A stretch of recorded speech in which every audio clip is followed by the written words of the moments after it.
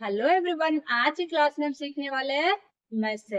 अब ये मैथ से क्या होता है, मैथ से किसको बोलते हैं, सबसे पहले तो वो ही देखेंगे। ठीक है, क्लास स्टार्ट करने से पहले मैं आप लोगों से एक रिक्वेस्ट करना चाहूंगी। अगर आप हमारे चैनल पे नए आए हैं या वीडियोस तो देख रहे हैं लेकिन लाइक नहीं करे तो प्लीज प्लीज प्लीज प्लीज हमारे वीडियोस को लाइक कीजिए, हमारे चैनल को सब्सक्राइब कीजिए और अपने फ्रेंड्स के साथ भी वीडियोस को शेयर कीजिए।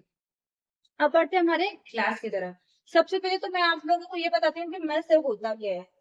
मैसा को क्या बोलते हैं, महत्तम समापवर्तक भी बोलते हैं। मैसा क्या होता है, जिन भी संख्याओं को अपन गुणनखंड निकालेंगे उन गुणनखंडों में जो सारे गुणनखंड आएंगे उन सारे गुणनखंडों में सबसे बड़ा सारे गुणनखंड होता है ना, वही क्या कहलाता है, उन संख्याओं का मैसे कहलाता है। मैसा को एचसीएफ भी बोला जाता है। एचसीएफ का फुल फॉर्म क्या होता है, हाईएस्ट कॉमन फैक्टर। क्या होता है, हाईएस्ट कॉमन फैक्टर। तो आप लोगों को कोई ऐसे भी बोल सकता है कि मैं से निकाल के बताओ या एचसीएफ निकाल के बताओ या महत्तम समापवर्तक निकाल के बताओ।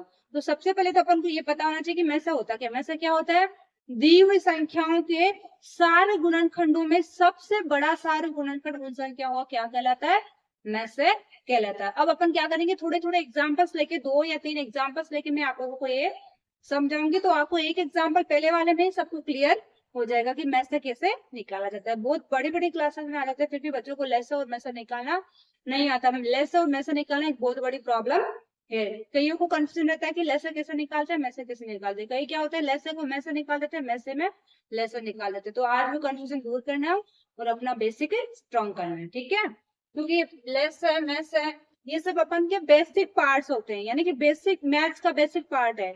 ये अपन के चैप्टर में नहीं है तो भी अपन को अगर मान लो, हाँ आगे जाके अपन के टॉपिक चेंज होते जाते हैं। जैसे 10th के बाद में 11th में अपन सब्जेक्ट ही अलग लेते हैं। मान लिया आपने बायोलॉजी ले लिया है तो उसमें लेसन में से क्या काम आएगा, नहीं काम आएगा ना, क्योंकि अपन के मैथ्स तो रहा ही नहीं। उसमें तो बायो के पूरे वो टॉपिक्स आएंगे।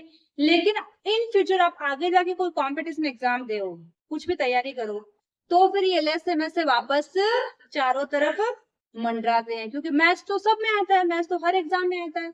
इसलिए मैथ्स का बेसिक स्ट्रॉन्ग होना बहुत जरूरी है। ठीक है, अब बढ़ते हैं क्लास की तरफ।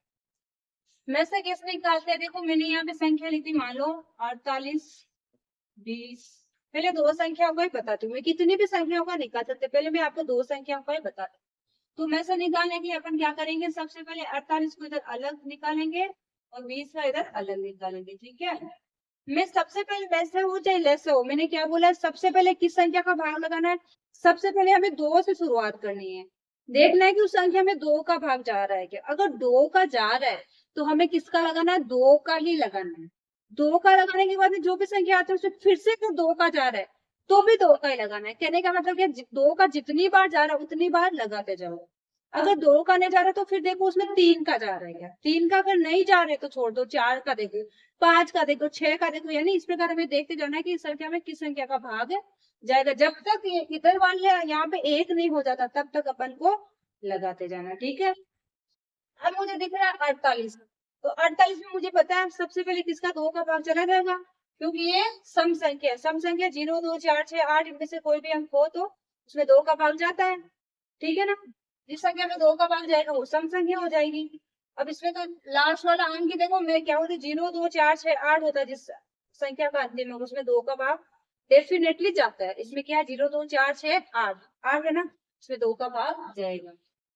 अब ये तो मान लो अपन को पता है कि 48 में 2 का भाग जाता है, लेकिन आगे आप लोगों की और भी बड़ी संख्या आती है, संख्या चेंज आती है जिसमें अपन की बात होती है ना 0 2 4 6 8, ये वाली बात याद रखना। जिसमें आपको क्या पता होगा, इस संख्या में 2 का भाग जा रहा है कि नहीं जा रहा, अपन बिना भाग लगाए भी चेक कर सकते हो। और मैंने ये जो विभाजकता के नियम होते हैं ना डिवाइजिबिलिटी के, किस संख्या में किसका भाग जाता है या नहीं जाता, इसके लिए एक सेपरेट वीडियो भी बनाया हुआ, आप लोग वो देखे, उससे भी हेल्प ले सकते हो। क्योंकि मैं बार बार तो वो नियम बोल नहीं सकती है, इसलिए आप लोग एक बार वो वीडियो देख लेना तो आपको क्लियर हो जाएगा कि 3 का भाग कब जाता है, 4 का कब जाता है, 5 का कब जाता है। उसमें मैंने 11 तक बताया है। ठीक है, 2 का लगाएंगे तो 2 दूनी 4, 4 दूनी 8। ठीक है, फिर से देखो 2 का ही जाएगा, 2 एकम 2, 2 दूनी 4, फिर से 2 का ही जाएगा 6, 6 में भी 2 का ही जाएगा। अब आ गया 3, तो 0 2 4 6 8 में से है 3 नहीं है, 3 में 3 का ही जाता है। तो किसके गुणनखंड तो आ गए 48 के, तो सारे गुणनखंड ये आ गए। एक बार इसको ऐसे रहने दो, फिर 20 का निकालो, 2 का लगे 2 एकम 2, आगे 0 है तो यहाँ पे वापस उतार दो, फिर से 2 का जाएगा 5 बार, और 5 में तो 5 का जाता है क्योंकि 5 क्या एक अभाज्य संख्या है। अब देखो जो गुणनखंड आया वो लिख लो, 48 से गुणनखंड क्या क्या है, 2 गुने 2 गुने 2 गुने 2 गुने 3, और इसके कितने आए हैं, क्या है 20, 20 क्या है 2 गुने 2 गुने 5। अब देखो मैथ्स में क्या होता है, हमें जो भी गुणनखंड आए हैं वो क्या होने चाहिए, सारे गुणनखंड भी होने चाहिए, उनमें से सबसे बड़ा होगा। अब सारे गुणनखंड मतलब जो दोनों में आ रहा है, सारे गुणनखंड का मतलब भी वही होता है जो दोनों में आ रहा है, सारे यानी तो सब में आ रहा है। अब देखो कि किस किस में कौन कौन सा आ रहा है, दोनों में आ रहा है क्या, देखो 2 है ना, ये 2 मुझे इसमें भी दिख रहा है, इसमें भी दिख रहा है, डब्बे में डाल देते हैं, ये 2 मुझे इसमें भी दिख रहा है, इसमें भी दिख रहा है, ठीक है। अब मुझे ऊपर तो दो बार और दिख रहा है, लेकिन नीचे मुझे नहीं दिख रहा, छोड़ दो। 3 मुझे ऊपर तो दिख रहा है लेकिन नीचे नहीं दिख रहा, तो छोड़ दो। 5 नीचे लेकिन ऊपर नहीं है, तो उसको भी छोड़ दो, ठीक है। तो हमारे में से देखो क्या आ जाएगा, 48 20 का मैथ है बराबर 2 गुने 2, यानी कितना आ जाएगा 4। अब ये कैसे लेते हैं, देखो आपने दो के पैर बनाए ना, 2 गुने 2 2 गुने 2 2 गुने 2, यानी एक इसका 2 लेना है और इसका एक 2 लेना है, ठीक है ना। ऐसा नहीं है कि आपने 2 गुना 2 लिखा है तो इसको भी 2 बार लिख दोगे, इसको भी 2 बार, नहीं। मैं से निकालने के बाद जब सारे गुणनखंड देख लेते हैं ना, उन गुणनखंड को देखने के बाद उनको एक डब्बे में डालो जो सेम है ऊपर और नीचे, इसमें 3 है तो इसमें भी 3 होना चाहिए, तो ही वो डब्बे में आएगा एक। अब आप ऐसे करोगे कि मैं तो 3 को भी एक डब्बे में डाल दूंगा, तो ये सारे गुणनखंड नहीं होगा, क्योंकि सारे गुणनखंड कब होता है, दोनों में आता है। 3 नीचे वाले में नहीं आ रहा है तो उसको छोड़ दो, वो नहीं आएगा, ठीक है ना। जो नहीं आ रहा ना उसका लफड़ा ही नहीं, उसको छोड़ देना, अपन को मतलब ही नहीं। ये दो बार दोनों में आ रहे हैं, तो इस 2 में से एक 2 ले लो, इस 2 में से एक 2 ले लो, वही क्या हो जाएगा, उनको गुणा कर दो, वही क्या हो जाएगा हमारा में से। मस्त लग रहा है ना क्वेश्चन, मजा आ रहा है ना सबको।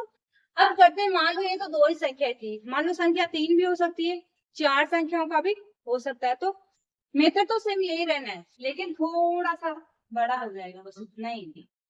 मेथड तो आपने बेसिक पढ़ लिया है, समझ लिया ना कि इस प्रकार से निकालते हैं, तो वो का वही रहने वाला, कुछ भी चेंज नहीं होने वाला।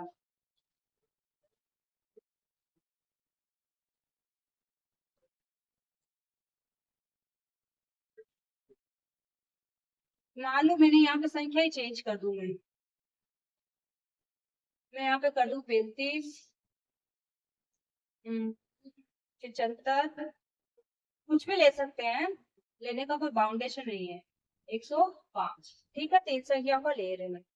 अब सबसे पहले मैं 35 के निकालूंगी गुणनफल, 35 के अगर देखो किसका भाग आता है, 2 का 3 का तो जाता नहीं है, 4 का भी जाता नहीं है, 5 का जाता है, 5 का कितने का जाएगा, 5 7 है 35, और 7 में 7 का ही जाता है, ठीक है।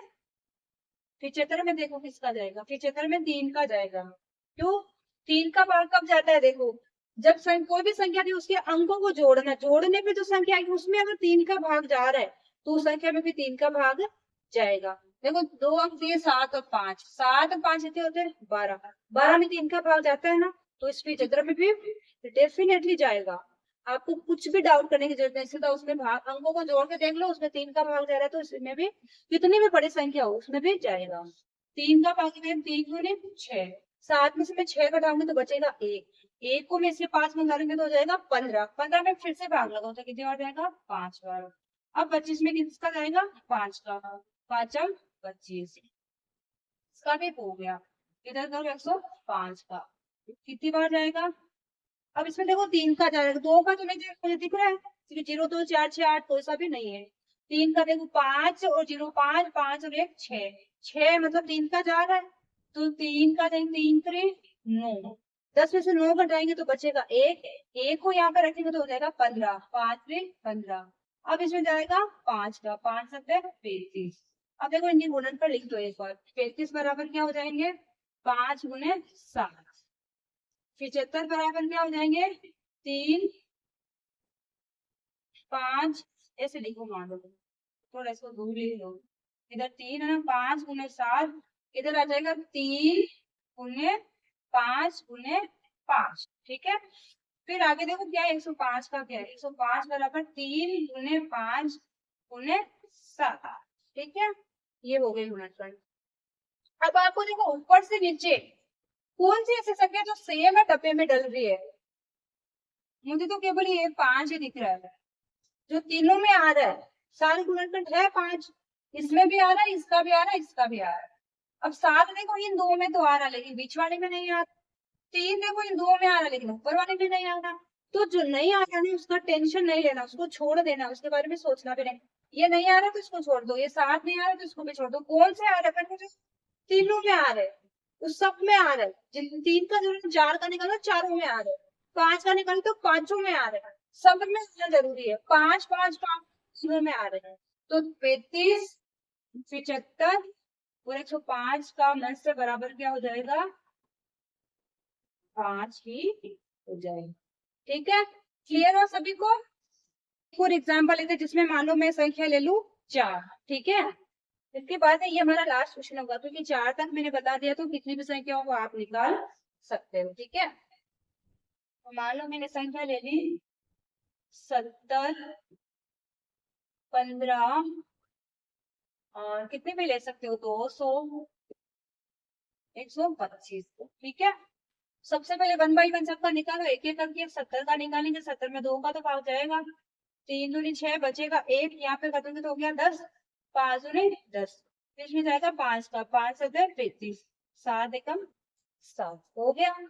नेक्स्ट देखो 15 का, 15 में 3 का जाता है सबसे पहले, 5 3 15, 5 एकम 5 का। थोड़ा फास्ट करेंगे ठीक है ना, मैं आपको 2 क्वेश्चन में अच्छे से एक्सप्लेन कर चुकी हूँ कैसे लगा। 200 में लगाओ, इसमें 2 का जाएगा सबसे पहले, 2 एकम 2, आगे 2 जीरो तो फिर से उतार दो। ठीक है, फिर से इसमें 2 का ही जाएगा, 5 दूनी 10 और 1 जीरो। और देखो 2 जीरो नहीं बचेंगे क्योंकि अपने 5 दूनी 10 बोला, यानी 10 पूरा का पूरा हो गया, आगे 1 जीरो बच रहा है तो 1 जीरो। फिर से 2 का लगाएंगे तो 2 दूनी तो 4 होता है, बचेगा 1, 1 को यहाँ करने तो 10 हो जाएगा, तो 5 दूनी 10, अब जाएगा 5 का 5 और 25, 5 एकम 5। अब करो 125 का, 125 में 5 का ही जाता है, 5 दूनी 10 और 5 25, 5 एकम 5 25, 5 एकम 5, इनके गुणनफल लिख लो। 70 बराबर क्या हो जाएगा? 2 गुने 5 गुने 7।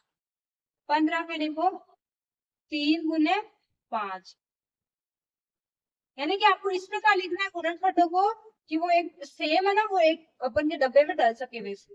अब 200 के लिखो, 200 के देखो 2 गुने 2 गुने 2, तो अपन क्या करते हैं, काम करते हैं, इनको आगे सरका देते हैं,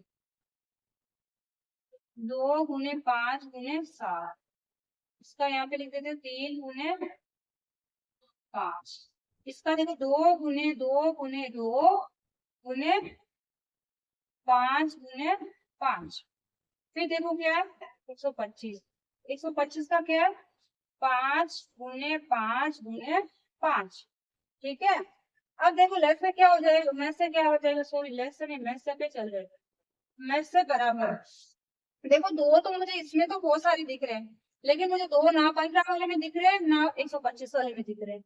अगर आपको एक में भी नहीं दिख रहा है तो में से सारे गुणनखंड में नहीं आएगा, छोड़ दो। अब देखो 3 का, 3 इसमें दिख रहा है लेकिन बाकी किसी में भी नहीं, तो छोड़ दो। 5 मुझे यहाँ पे 1 5 जैसा दिख रहा है तो सब में आ रहा है। अब 5 अगर तो और भी आ रहा है इसमें, लेकिन इन सब में कितनी बार आ रहा है? सब में एक बार ही आ रहा है तो एक बार ही लेना है। इसमें और 2 बार आ रहा है लेकिन इनमें किसी में भी और आ रहा है फिर 2 बार, इसमें एक बार लेकिन सब में सेम टाइम से आना। इसमें 5 कितनी बार आ रहा है? 4 एक बार चारों में आ रहा है तो वो 5 मैंने ले लिया में से। 7 देखो इसमें आ रहा है लेकिन बाकी किसी में भी नहीं आ रहा है। इसमें 5 एक और 5 आ रहा है लेकिन इसमें तो एक बार ही आ रहा है, इसमें भी एक बार आ रहा है तो मैं एक बार बोला ही दूंगी। इसमें 3 बार आ रहा है लेकिन इसमें एक बार ही आ रहा है तो मैं एक बार बोला दूंगी। ठीक है, तो में से क्या हो जाएगा 5। इस प्रकार अपन संख्याओं का में से निकालते हैं। ठीक है, अच्छा देखो 5 लिख दिया ना अपन यहाँ पे। ठीक है, इस प्रकार हम लोग संख्याओं का में से निकाल सकते हैं। आई होप आप लोगों की क्लास बहुत अच्छी लगी होगी। अगर आप लोगों ने इसे ध्यान से देखा है तो आपको में से निकालने में कोई भी डाउट नहीं रहेगा, और में से निकालने में डाउट रहना भी नहीं चाहिए क्योंकि छोटे छोटे बच्चों को अपन सिखा देते हैं में से और लेस क्या होता है। इसलिए आप लोगों को भी आज सीख लेना है, आप लोगों को भी अभी पीछे नहीं हटना है, सीख के जाना है कि में से कैसे निकाला जाता है। और क्लास अच्छी लगी तो एक बार फिर से रिक्वेस्ट करना चाहूंगी कि वीडियो लाइक कीजिए और हमारे चैनल को सब्सक्राइब कीजिए और अपने फ्रेंड्स के साथ इन वीडियो को शेयर कीजिए। और आपको मैथ से निकालना आया कि नहीं आया, कमेंट में मुझे कमेंट करके बताना कि आप लोगों को क्लास देखने के बाद मैथ से निकालना आ गया क्या। आप और भी ऐसी संख्याएं ले सकते हैं, उनका मैथ से निकाल के खुद का बेसिक स्ट्रॉन्ग कर सकते हैं। ओके, क्लियर हो सभी को। अब मिलते हैं नेक्स्ट क्लास में, तब तक के लिए बाय।